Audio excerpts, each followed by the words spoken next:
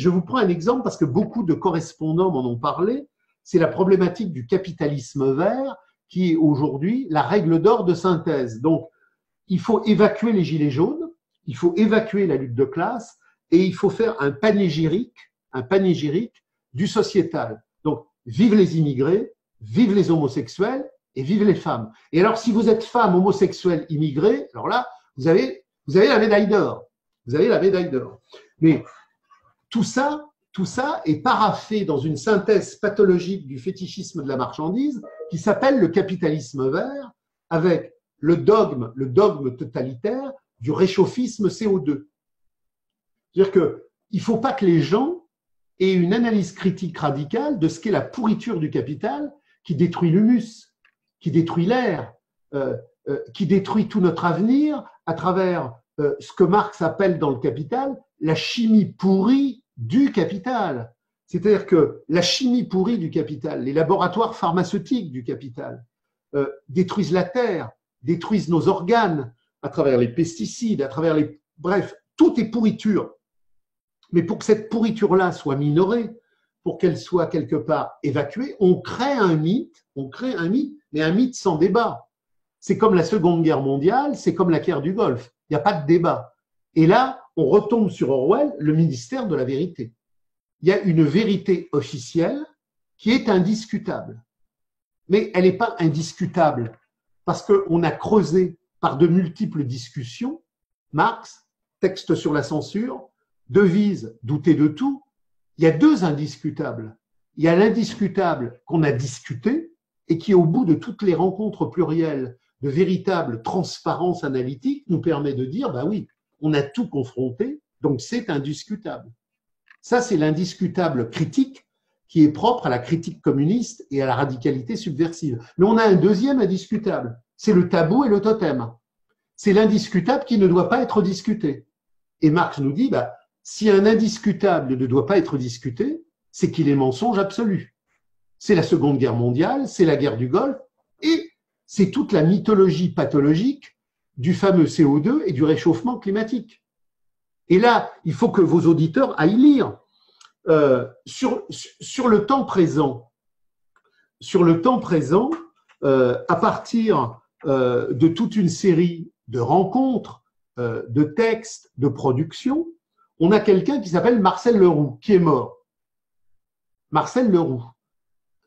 Vous allez sur le site Wikipédia, vous lisez Marcel Leroux, c'était un des plus grands climatologues français. Et si vous allez même sur la fiche Wikipédia, bon, à moins que Wikipédia ait nettoyé policièrement comme ils le font régulièrement, vous avez articles de Marcel Leroux.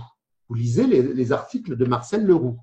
Marcel Leroux remet totalement en cause les analyses du GIEC et il montre que effectivement les phases de réchauffement et de refroidissement sont liées à des dialectiques orbitales.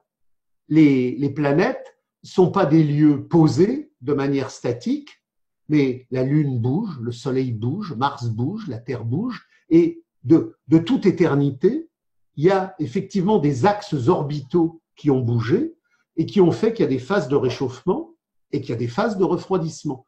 Marcel Leroux s'oppose au GIEC, il produit des textes et il délire pas.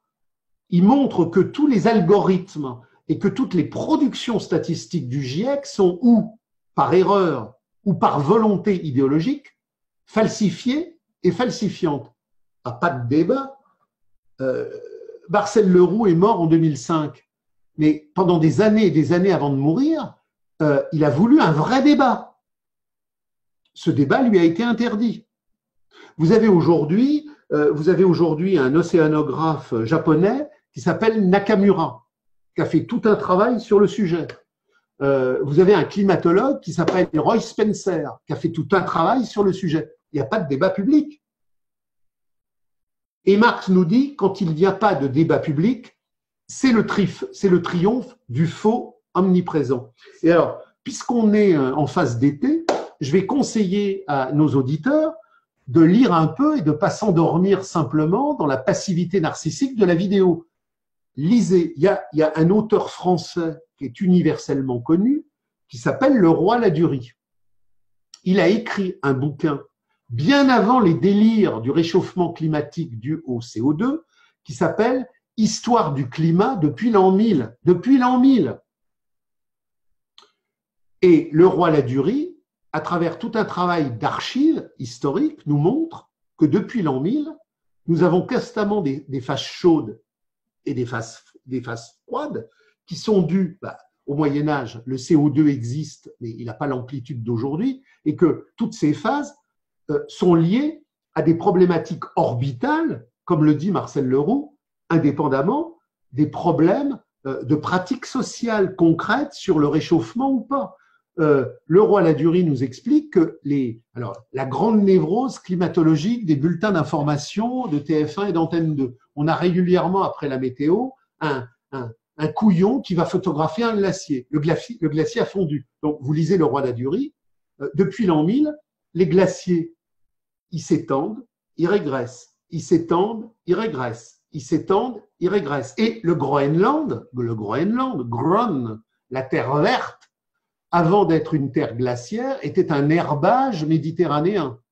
Donc, indépendamment des problèmes que vous pouvez rencontrer, et je vous engage d'aller travailler ces problématiques-là historiographiquement à travers les archives, il y a le PIF.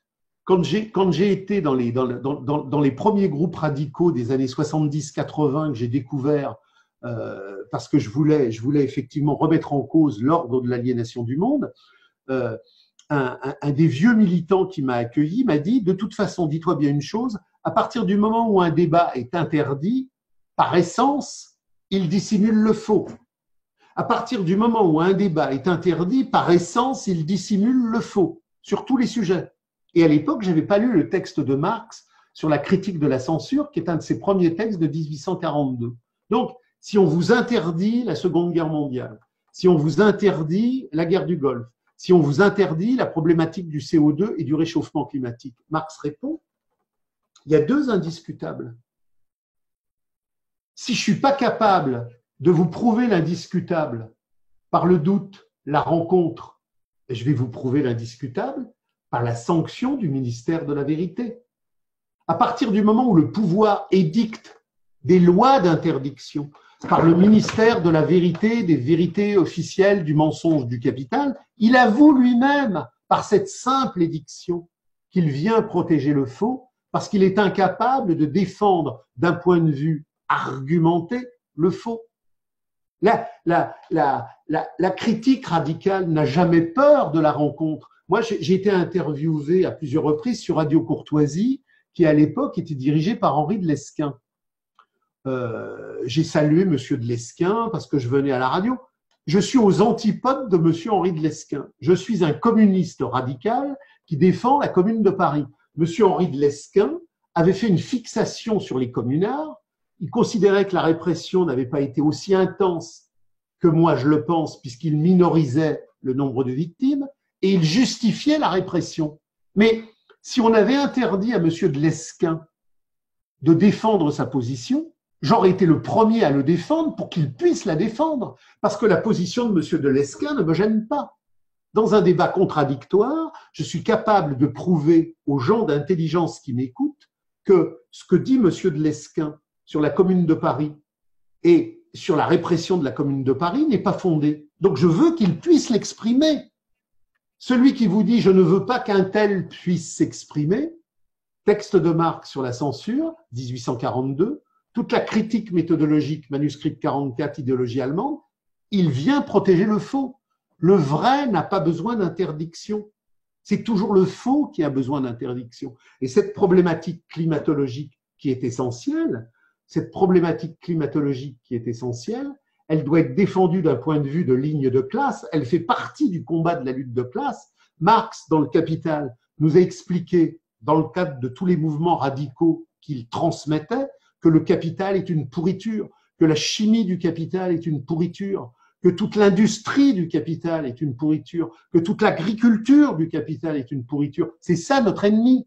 Mais le capital, pour qu'on ne pose pas ces questions-là, invente une grande angoisse pathologique pour les bobos perdus des cités urbaines de la déliquescence. Le CO2. Mais le CO2 est un arbre qui cache la forêt. le climat ne change pas pour des raisons de CO2, il change parce que dans tous les cycles qu'a bien vu le roi Ladurie, il change, il changera et il changera toujours. Et le réchauffement qu'on voit. Alors, un truc incroyable, j'ai des correspondants allemands qui m'ont écrit au mois de juillet, en Westphalie, en Saxonie, il y a eu des gelées blanches en plein mois de juillet. Donc, l'abruti de Météo France qui vous dit « Oh là là, c'est horrible, 39 degrés à Paris », il vous dit pas qu'au même moment où il y a 39 degrés à Paris le soir, en Saxonie, il y avait des gelées blanches le matin.